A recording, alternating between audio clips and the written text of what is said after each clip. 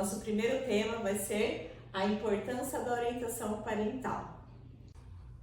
Mi, então eu queria já te fazer uma pergunta sobre orientação parental. Qual a importância que você vê da orientação parental para os pais?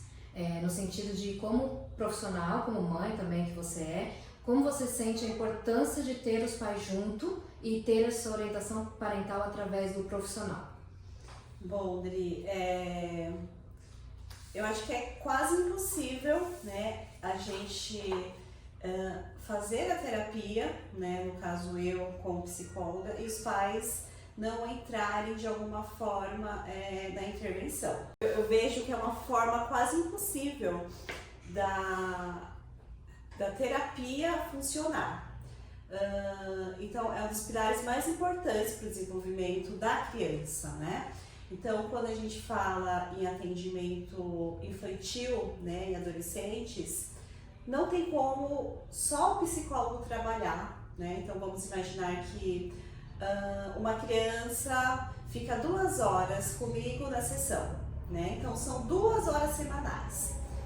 A vida da criança vai muito além disso, então tem casa, tem escola, então não se limita somente na terapia, na sessão, naquele momento. Isso eu acho que gera até uma polêmica, uma discussão, porque isso também vai influenciar muito, ao meu ver, a questão de cada profissional, né? Então, o que a gente costuma falar?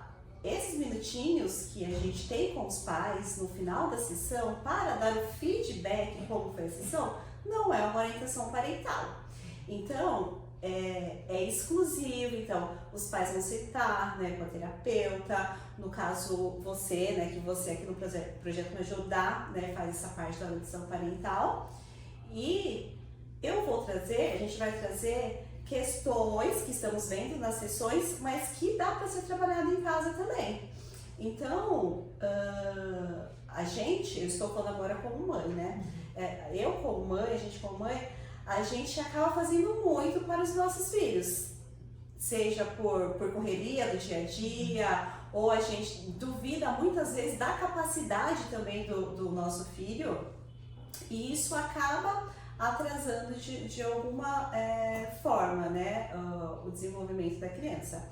Então, se os pais conseguem, nem que seja um pouquinho aquele dia, assim, não precisa ser nada estruturado igual a gente faz na sessão, porque a gente sabe que a vida dos pais não é fácil.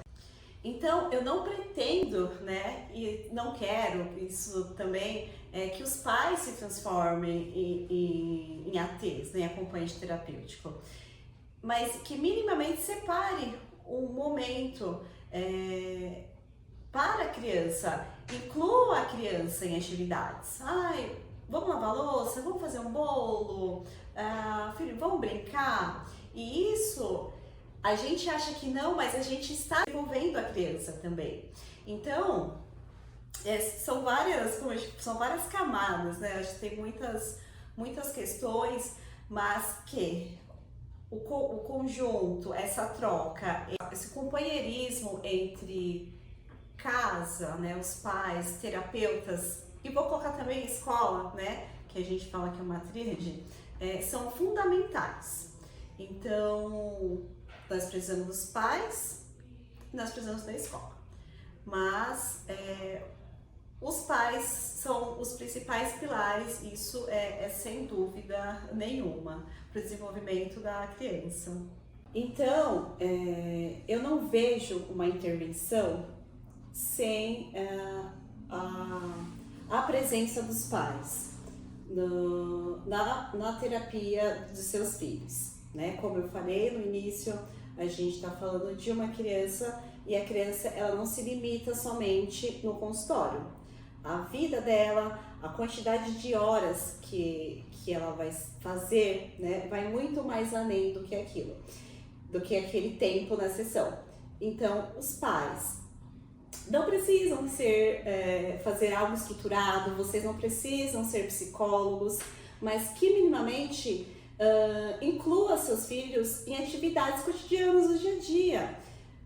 E vai ser algo leve, né? A criança, ela aprende brincando, gente, não é com tarefas absurdas, com brinquedos caríssimos, não, é no dia a dia.